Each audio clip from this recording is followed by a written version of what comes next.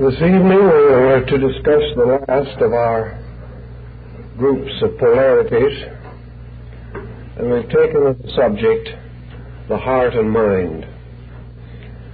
We often hear this term used, and we know that a very clear distinction between the powers of the heart and mind are to be found in the sacred books of the Christian people and the Jewish people, and also in the Oriental scriptures. In modern psychology, the trend has been to group the mental and emotional processes under one heading. I think, however, this will gradually have to be revised, because we are actually dealing with two distinct patterns, and it is rather useful to the average person to be able to clarify the processes within himself which manifest the native powers of the heart and mind. Nearly all ancient peoples were of the united opinion that the seat of life of man is in the heart. As we go on down through time, we find this more or less supported, even on a scientific level.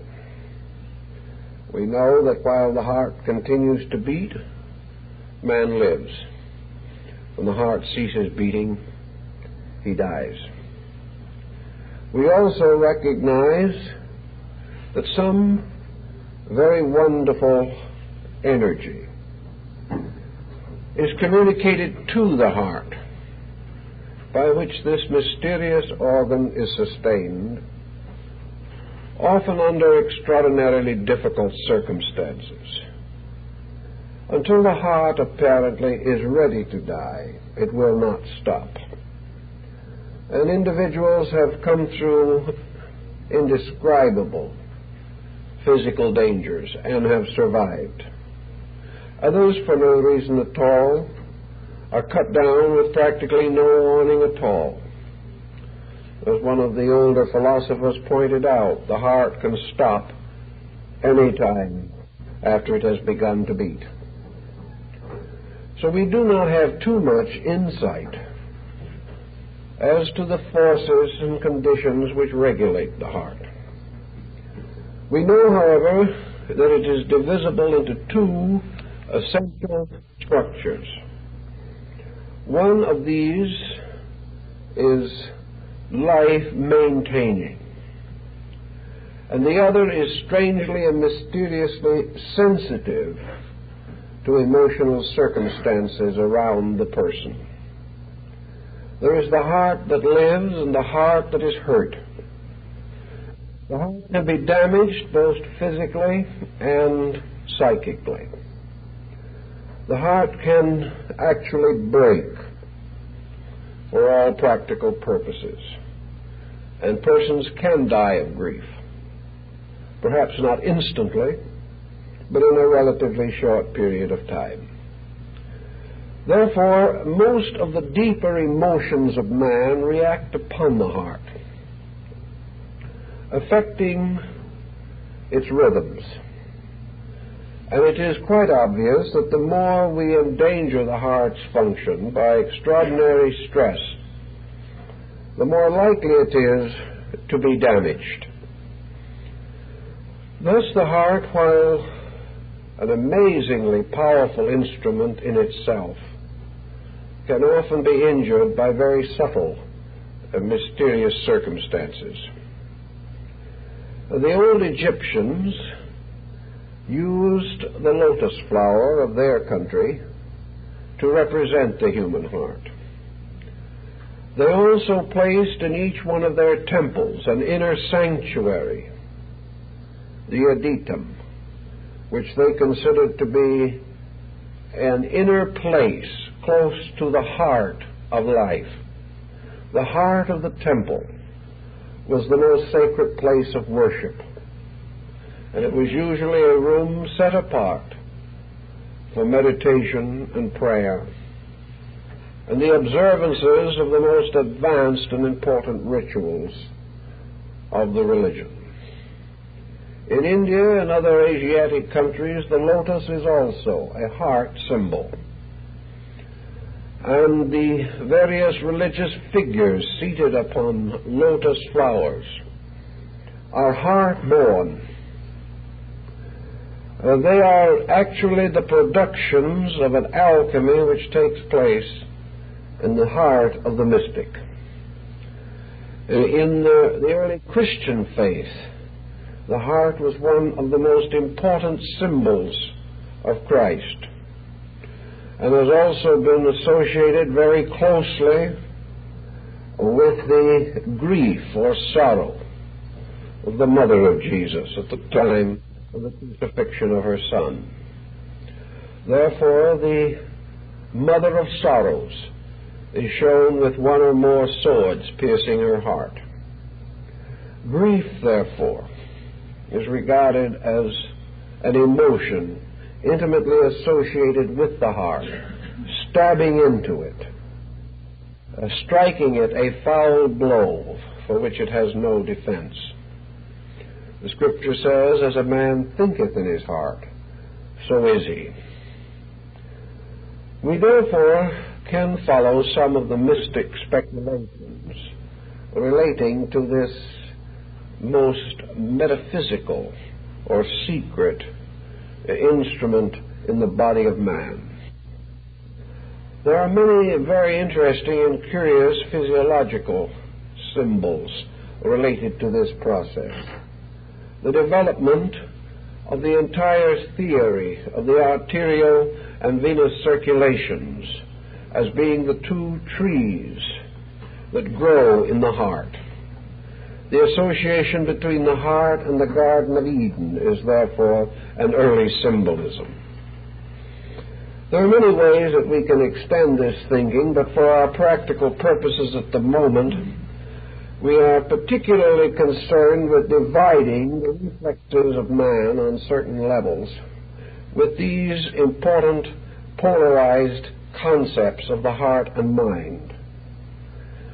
In Buddhism, for example, we have a series of levels or bodies of consciousness, which perhaps we can use in symbolism of the heart and structure process of man. In Buddhism, the highest form of vestment, the highest existing structure or body of life is called the Dhammakaya. This is the body of the law itself. This is the tremendous dynamic of the universe. The Dhammakaya is the ultimate vestment of life, the most completely abstract that we can conceive. No individual can bestow upon it any particular form. It is a form of forms. It is a magnificent tapestry composed of all structures that exist. Perhaps the Egyptian had much the same thought of in mind when he created the likeness of the deity Serapis in the great Serapeum at Alexandria. The Egyptians made this deity by combining all the known or existing structures of nature. They took all kinds of plants and flowers and trees, and they took small parts and fitted them together like a mosaic. Then they used all types of statuary and sculpturing of animals, birds, insects, every type of living thing, and fashioned all this imagery into the likeness of one great person, the weeping god Serapis. This type of symbolism perhaps has some relation to the Dhammakaya. At least it represents the ultimate vestment of eternal life. In this life vestment, there is no lack of any energy, life principle. It is the total body. It is everything that exists as an eternal, abstract one thing. There was no actual way in which the Buddhists could represent this in art, So they used the only symbolism they could. They used the device of increasing the size of an image to represent by its extraordinary majesty this concept of the Dharmakaya. And I think we might say, for our present purposes, that this mysterious body that cannot be seen, cannot dimensionally be represented, might correspond to the aura or magnetic field of man. Here is actually the source of himself. We have to begin to realize that while man's body seems a rather compact structure, that the life actually is not in the body. The life is in this Dharmakaya, or the over-totality, Emerson's over-self. The actual source of man's life and the true fountainhead of the streams that pour into conditioned existence must be regarded as the auric egg or the auric field, the mysterious luminous sphere which encloses man. And in this sphere we have all of the various energies operating. We have here the reservoirs of forces. Here we also have the mysterious magnetic polarities, by means of which cosmic, planetary, and solar energies are drawn into the body. Here we have a very strange astronomy within man himself, as Paracelsus tells us. Now, this magnetic field operating inwardly was corresponding in old times to the Ptolemaic concept of the universe, which was a concept in which the solar system was enclosed within a mysterious egg called the zodiac. And within this egg, all energies were falling downward from the stars into the condition of conditioned existence. So energies were falling like dew or rain from the circumference toward the center of this mysterious structure. In the old symbolism of the ancient Hindu mystics, life, therefore, was forever falling from this magnetic or auric field, and descending fell towards a mysterious hypothetical center. And in the center of this field, or near the center, for it was not actually dead-centered, there was this focal point, which apparently represented the area in which all these energies converged to form a kind of unit, or a compound unity. This center was the Sambodha body, the luminous golden body of the Buddha. This represented, therefore, the seat in man of the extraordinary benevolence represented essentially by the Buddhas and Bodhisattvas. The Buddha himself initiated his disciples in what is called the Satapana cave, a mysterious place of 7 rooms. This place of 7 rooms undoubtedly symbolized the human heart, within which the initiation of consciousness must take place. Hermes, describing the Great Pyramid to his son Tatian in the Hermetic Dialogues, declares the pyramid to be a symbol of the heart. It was the center, or the most sacred of all places. The Rosicrucian rose with the heart in its center, and the crest of Martin Luther have the same meaning. The Sambodha body is luminous throughout. It is the body of purity, the body of light, the body of great goodness. And when we study the Buddhist symbolism, we realize that the Buddhas and Bodhisattvas all represent beings that have essentially transcended mind. And this is an important point. The old scriptures point out definitely that Buddhas are beings that have transcended ideas, that the creation of processes of thought have ceased in them, that in the place of these processes of thought there has come forth a universal apperception derived from immediate impact of reality upon life. So that this central core, the heart, the Sambodha center, with its great mysterious radiance, is actually to be regarded as, in man, the center of the transforming force of spiritual growth. This spiritual growth transformation in Buddhism is, of course, personified by beings who receive the golden complexion. And the beings with golden complexions are Buddhas and Bodhisattvas. This golden complexion means essentially that they are beings composed inwardly and substantially of light, that they are beings in whose nature all inferior elements have been transmuted by the law, by the processes of consciousness. The Buddhists of old times, who were perhaps the most highly advanced specialists in this type of thinking, were always afraid of the mind. They regarded the mind as the ancient Brahman did, as a potential deceiver unto the end. The heart, therefore, was simply the abode of goodness. And the heart of man is the seat in man of the pure emotion of love. And to the Buddhist, love was infinitely more important than intellect, because love gave. Love did not demand, but bestowed. And it is interesting to note that in the Buddhist doctrine, there are certain emotions that evolve with the unfolding nature of the being.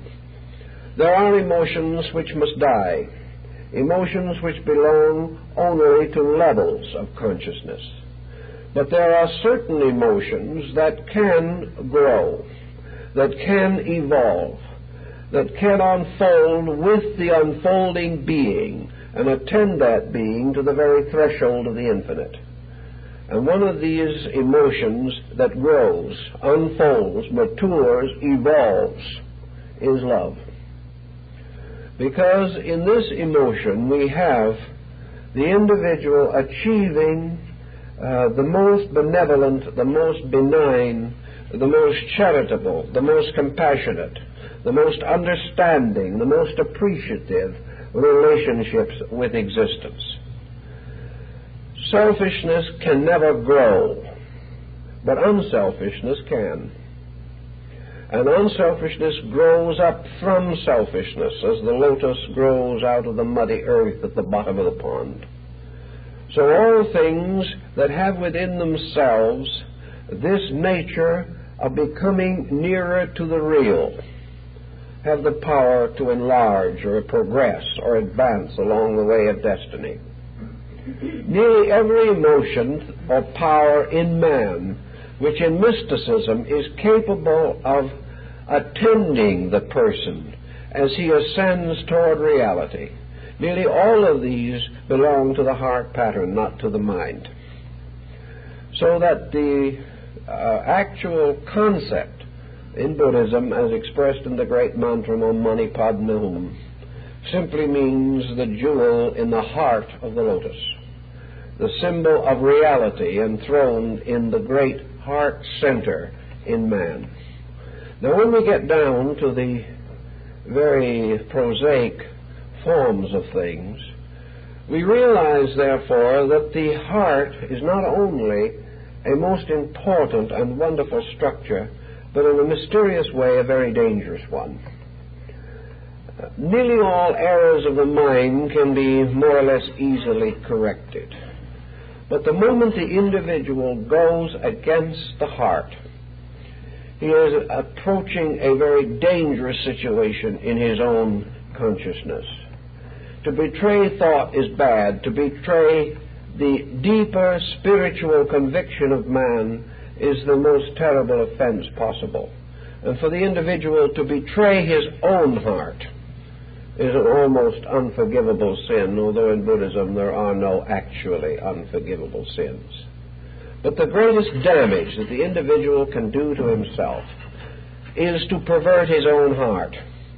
This is the profaning of the temple. This is the sin against God. This is the action by which the person most immediately damages himself.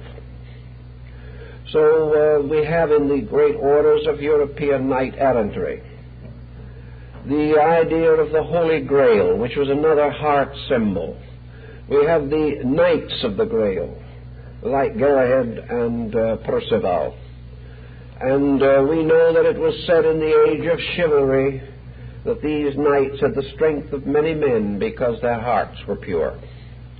The dedication of life to the service of truth, the dedication of the mind to the service of the heart, that the mind shall be the champion of the heart, was one of the highest dedications recognized in ancient times. If the person psychologically commits a mental offense, he will be considerably injured by this. But if he profanes his inner emotional life, he is going to be very, very sick very soon. Once this inner source of what might be termed the undefinable integrity in things, once this is damaged, the individual loses the mysterious power of spiritual equilibrium. Once this is no longer capable of guiding him, he has lost almost everything that is important to his own growth. Thus, hearts become the symbol of truth. The error against truth is the most dangerous. The heart becomes the peculiar symbol of virtue. The act against virtue is very dangerous. The heart becomes the symbol of faith, and the loss of faith is one of the most terrible losses that man can suffer. The heart is the final source of creativity. It is the source of the supreme resolution of man to be greater than he is, to improve, to grow, to unfold. These are not mental processes. These are deep impulses within his own psychic life. And where these are damaged, all else fails.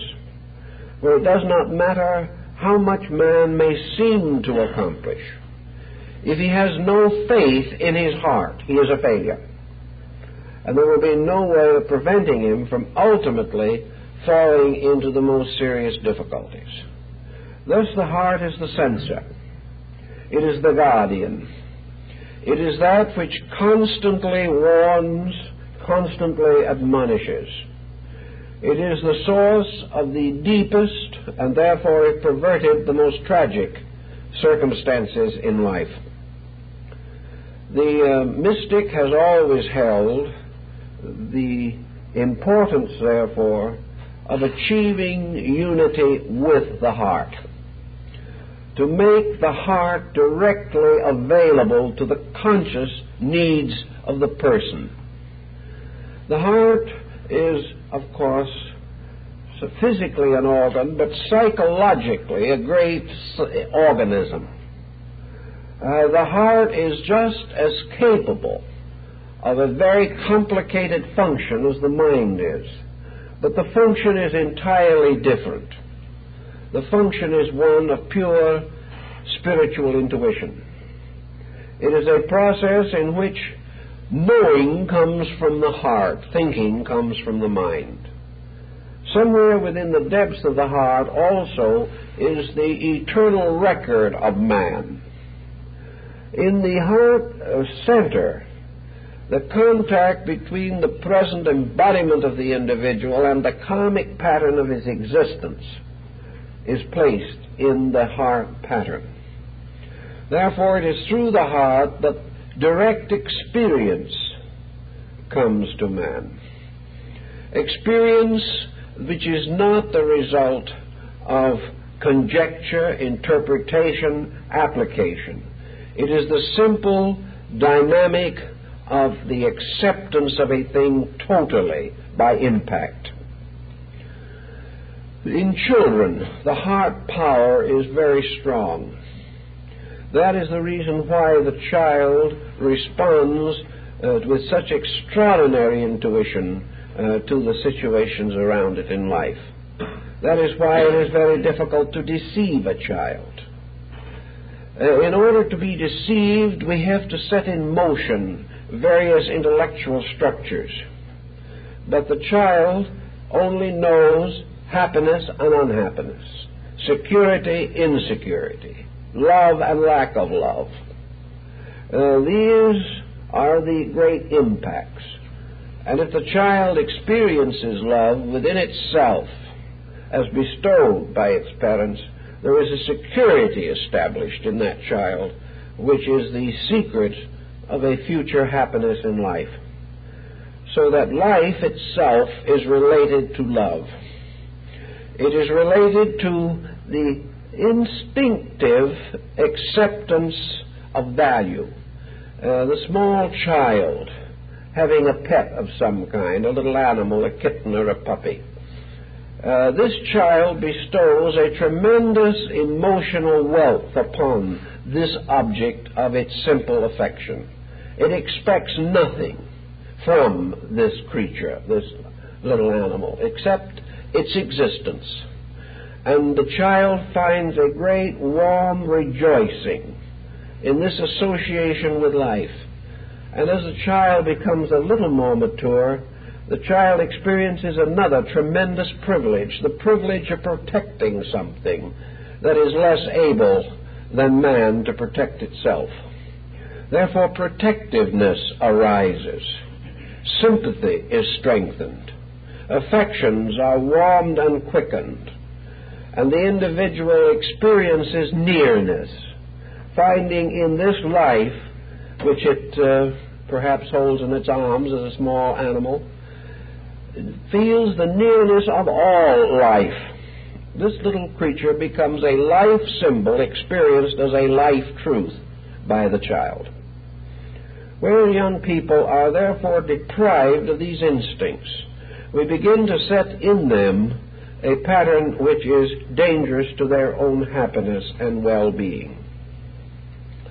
Now, if we study the heart of man through a polygraph or some instrument of that kind, electrocardiograph will do part of it, but other equipment helps on a good many occasions, we begin to see how quickly the heart responds, even in a so-called immature person, an undeveloped person, how quickly and dramatically it responds to practically every type of emotional pressure.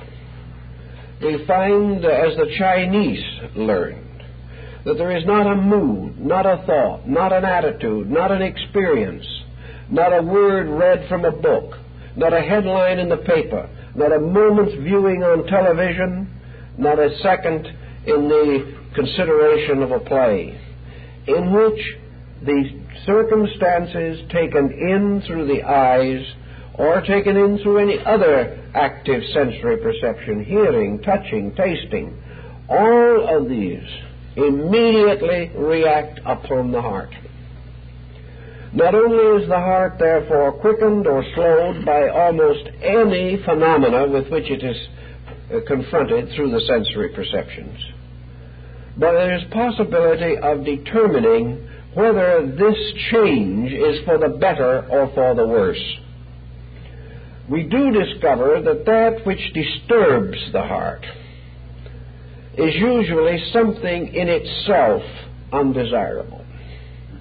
The heart is not evilly affected by that which is good, that which is beautiful.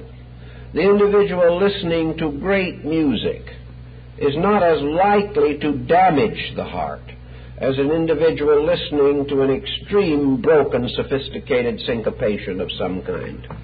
The reaction upon the heart from all outside stimuli may be considered almost instantaneous.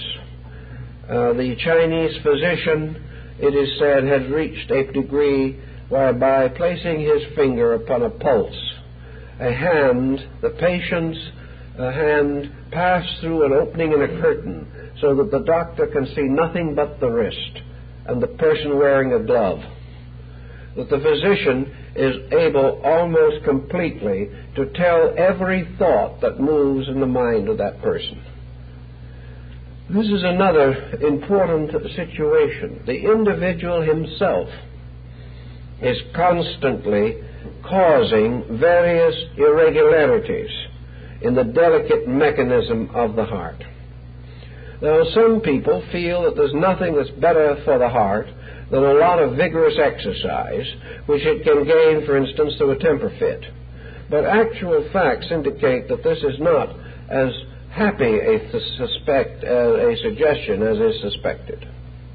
Every destructive mood of the individual is immediately recorded in the heart. Hate, envy, greed, fear, doubt, worry, all of these affect the heart. Now, it's often hard to determine how much damage is actually done. In fact, in our way of life, there is almost no way of knowing. For unless the damage is great enough to reveal a serious injury to the heart, we are almost unable to tell, for example, what the facts may be. We know a person who has poor self-control. This individual lives to a good 75 or 78 years of age, apparently not seriously damaged. We will never know how long that person would have lived, however, had they not subjected themselves to this tension. One thing we know beyond doubt: no one lives as long as they should. Man at the present time, with the construction and time and growth periods and the body which he possesses, should live a minimum of 150 to 200 years. Some way he is committing suicide. Of course, there are many things that can cut him down. But assuming that he survives all artificial hazards in nature around him, there is very definite possibility that every moment of bad emotional attitude which he indulges is taking something from his life expectancy. He doesn't realize this because the heart, after the passing of this emotional stress, may settle down again to its old work of pumping. But damage is done whenever a delicate instrument is subjected to stress for which it was not basically intended. It is true that through heredity, through ages, man has become gradually accustomed to stress, much more perhaps than he realizes. But even though he may become accustomed to it, even though he may endure it, there is no indication whatever that he's any better for it. What actually seems to happen is that he is subjected to a gradual destruction of psychic function, that the heart is hurt.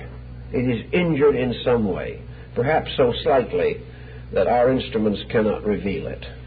But there is some reason why people have been dropping dead in their 40s in this period of exceptional stress. There is some reason why, for example, in Japan, in the last 20 years, the length of life has been extended for nearly 20 years. The life expectancy of the normal Japanese person today is about 68 to 69 years for the male and about 71 years for the female. This is very good, considering that it is a tremendous step over previous conditions. In the old times, the great enemy in Japan was tuberculosis and pneumonia, where these were the enemies, due to the fact that the standard of nutrition was not adequate. Gradually, these have been overcome. In the 20 years, however, since the war, new ailments have continually begun to appear in Japan. Ailments which were not present prior to the industrialization, modernization, and competitive economic structure of modern Japan. In the last 10 years, the great killers of Japan have become heart trouble, arteriosclerosis, and cancer. All of them comparatively negligible until the Japanese took on our way of life. Now, there's something possibly in this worthy of a little further consideration. It seems to mean that as far as the heart is concerned, and that a way of life does certain things and these things hurt people. What are the things that are hurting us today? They are mostly heart hurts. They are disillusionment, the sudden realization that things that we have believed are not working out, fear, doubts concerning the future, the fear of a possible nuclear war, the fear of a gradual eruption of violence all over the earth, the loss of faith.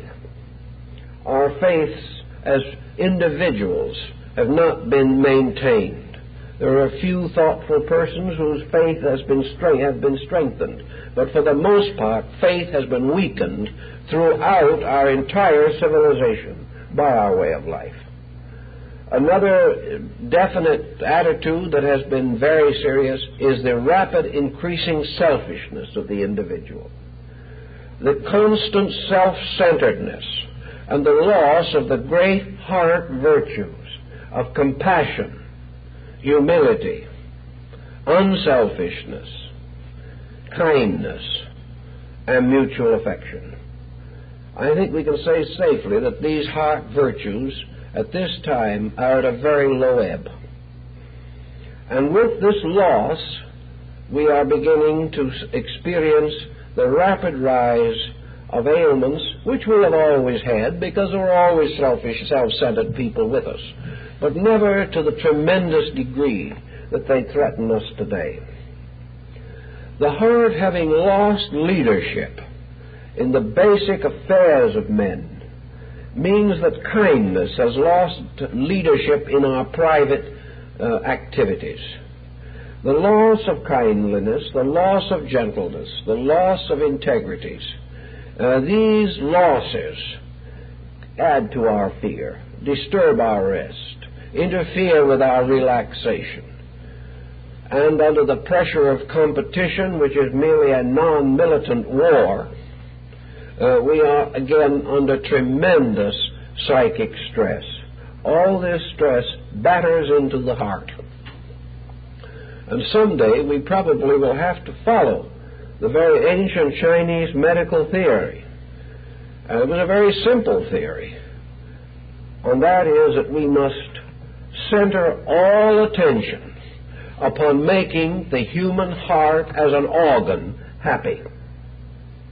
This was one of the secrets of the great medical works of the Yellow Emperor, one of the earliest of all the Chinese physicians. The heart is the source of all diagnosis, and every other part of the body is merely a symbol of the heart in operation. The Oriental mystic, the Christian mystic, found therefore the sovereign importance of the peaceful heart. He realized that his entire ability to be a truly great person rested in the tranquility of his inner life. The tranquility of the heart is the most important ingredient in the perfect balance of the human being. If his heart is tranquil, if he has found ways to reduce the intensities that destroy the peace of the heart, then he is not only going to increase his length of life probabilities, but he is also going to enjoy the expression of creativity in himself. The individual whose heart is not at rest locks himself away from his own source of life. He locks himself away from his own power to create, to release. He builds a barrier between himself and the sovereignty of truth in himself. And this sovereignty of truth can only be experienced when the heart is free from pressure. Now, nature is able and perfectly willing, apparently, to make certain adjustments. It is not assumed that the individual will be always completely calm, completely poised, and completely in possession of his emotions. But he must be in a state of poise, a state of relaxation, a state of inward peace, at least a large part of the time. Nature can take care of emergencies, but cannot combat one perpetual emergency which never ceases. So that nature can provide means to defend the individual from real pressures and great disasters which he must face. But nature cannot cope with a life that is a continuous disaster. So that this is the realization, actually, that the heart is the most precious thing we possess. And everything that injures the heart is an injury which we cannot afford. Everything that causes this organ to miss a beat, to speed up too dramatically, to slow down too much, anything which disturbs the drumbeat of Shiva is dangerous. Now, the Hindus also point out that there are no two human beings whose heart action is identical. This is probably something that Western medicine will have to work with for a little while yet before it has even the means of determining these differences. But in the philosophies of the East, it is assumed as a basis that the heart rhythm is a very peculiar thing. It is like the American Indian's song of life and song of death. The rhythm of man's heart sings or plays a strange and wonderful melody. This melody is unique. And as Pythagoras pointed out, every structure in nature has a keynote. And this keynote is the secret of its strength and also the secret of its weakness. Therefore, the human heart does have a certain unique individuality. And this individuality results from the fact that it is the sum of the degree of enlightenment and the degree of ignorance existing in each individual. The heart is therefore a kind of mystical thermometer that reveals how far the total person has gone on the journey of existence. This means that theoretically, through certain yogic processes, the rhythm of the heart can be influenced.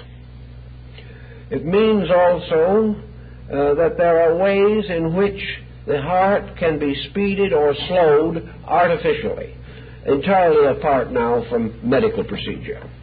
That there are various patterns of control which form one of the esoteric arts of antiquity. The theory being that the individual could be improved by changing the heart rhythm. Now, this, of course, is a kind of a subtle materialism. It is something which can be very dangerous. We can assume that under certain types of hypnosis, the rhythm of the heart can be affected. But if this occurs, and this break or false polarization of rhythms endures for any length of time, the new rhythm will come in direct conflict with the complete structure that it has built up upon a previous rhythm. Thus, to change the heart by artificial means is very likely to destroy the life, destroy the health and body integration of the person, and perhaps to result in serious mental or emotional disease. On the other hand, all natural growth attained by the individual also changes naturally and properly the heart rhythm. The heart thus becomes the means by which man's aspirations are transformed into processes for the sustaining of the physical structure of his body. And every part of man's superphysical life is either building up or tearing down his physical structure. And the agent of the process is the heartbeat. Also, according to the old thinking on this problem, every record that we have in life is recorded in the heart. If the individual in the old story falls into the mill pond or goes out too far and at the beach and is picked up by a great wave and comes near to drowning, he very often has the experience of seeing his life pass rapidly before him, usually in a reverse panorama. That is, beginning with the last episode and moving backward. Under hypnosis also we have available an almost perfect record of everything that has happened to the person from the beginning of life. In the esoteric philosophies, it is assumed that this record is the result of the circulation of the blood, carrying the complete account of the emotional pattern of the person and passing it through the heart, where it sort of forms a continuing record that remains. As the Hindus realize, the final removal of this record at death results in the transmission of the record through one of the branches of the vagus nerve up through the crown of the head and into the magnetic or auric field. But every part of man is recorded there. And the human heart is a tremendous symbolic, mystical structure about which a great deal can be said. But for all intent and purpose, for practical reasons and considerations, we may say that the heart is intimately associated with the operation of cause and effect in the individual. It is an instrument that cannot be deceived. It is an instrument that can sit forever like Osiris in judgment. And you will remember that in the weighing of the soul in Egypt, the feather of truth, or Mayat, was placed upon one pan of a pair of scales, and on the other pan was placed the heart of the deceased. And the heart was weighed against the eternal law. The mind wasn't weighed, the heart was weighed. It being assumed that in some instances the mind was not able to carry out the instruction. The mind made many more mistakes than the heart. But if the heart was right, if the individual was really working from the best of his own convictions, this was taken into consideration by the 43 assessors of the dead and determined very largely the future state of that being, whether it would go forth into the fields of Amentet or be swallowed up again into mortality through the body of Typhon. So here the Egyptian causes the heart, through a little pair of lips on the side of an urn which represented the heart, to cry out to the great God, Eternal Father, permit me not to perish with the king who has ruled for a day. The king who has ruled for a day is the mind. But the heart's rulership is long and old and deep. The mind has a new structure each time, but the record in the heart is continuous. And therefore it held a unique place in the wisdom teachings of antiquity. Now let us leave the heart for a moment and give a little thought to the mind in this situation. As we say, the Sambodha, or luminous body of the Buddha or Bodhisattva, was represented by the heart. The physical body of the law was represented by the mind, and in this case the mind was personified as the Arhat, the sage, the wise one. In the Vedic lore, the brain itself was represented as Mount Meru, or, as some said, the great mountainous caves at the head of the Ganges River, the house of Ganga. From the brain, then, was presumed to fall the river of the spinal cord, which, descending, finally broke into a number of small filaments, fanning out in what is referred to in the Bible as the whip of small cords, with which Jesus forced the moneylenders from the porch of the temple. But the river flowing down from the high place represented the nervous system flowing downward from the high place or the brain. In the brain were the ventricles, the caves of the holy men. Here also were the convolutions, which represented the great circles of mountains and hills which occur in the mythological geography of India. The holy men are the regenerated thoughts of man. The Arhat represents the complete integration of the mental nature. He represents the mind which has been purified, transformed, regenerated. He possesses the great virtues, the virtues of steadfastness. He has taken the mental energies and has transformed them into a series of positive or constructive karmic factors. The Arhat, therefore, has a little different relationship in Buddhism, and perhaps we might almost say that the Arhat as the brain or mind factor corresponds with the Southern school.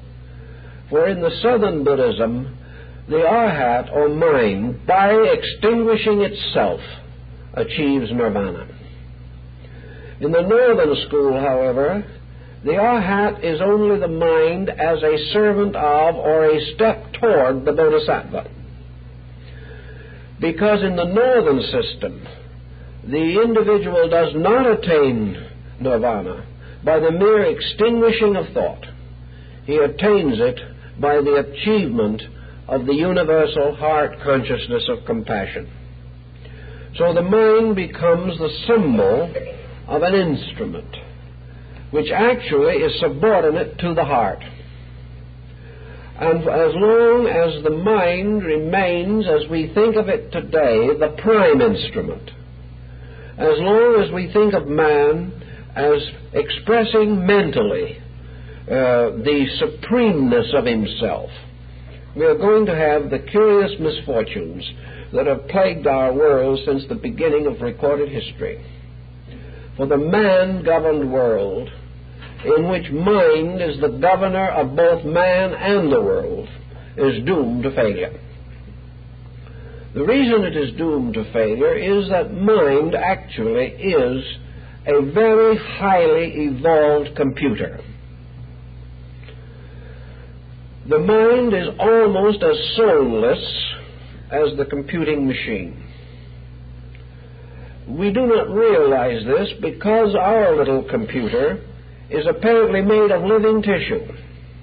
And instead of dropping a card out of a slot or developing certain skills to sort cards by means of various electronic factors, our mind seemingly is a living organism.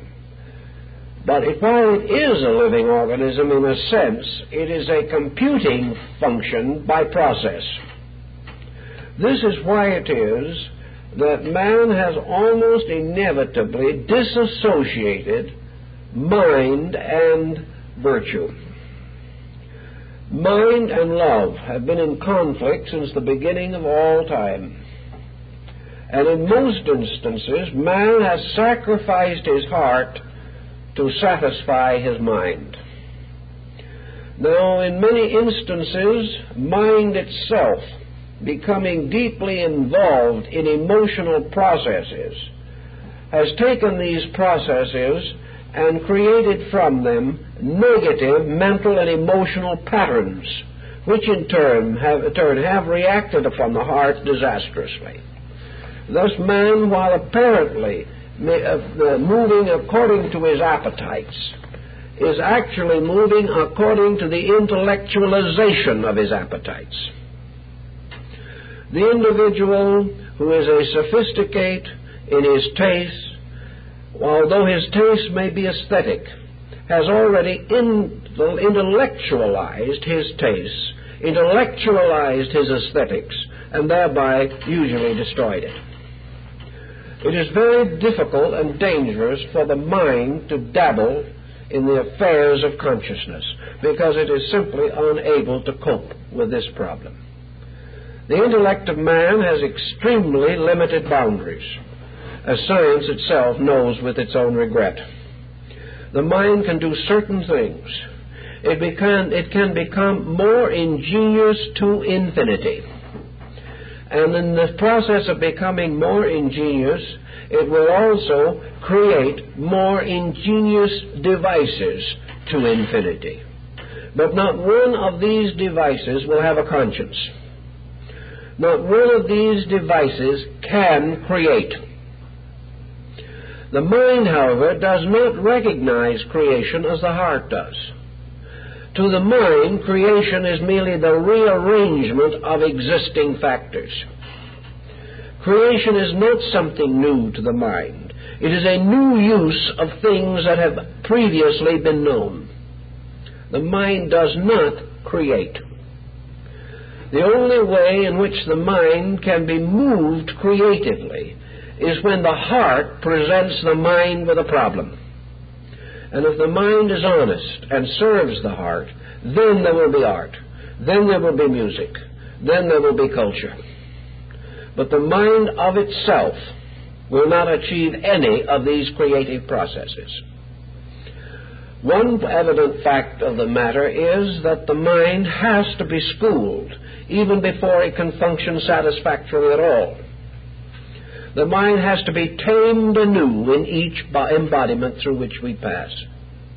And in the processes of training the mind, we have become so aware of our intellectual existence that we have learned to depend upon it for our total being.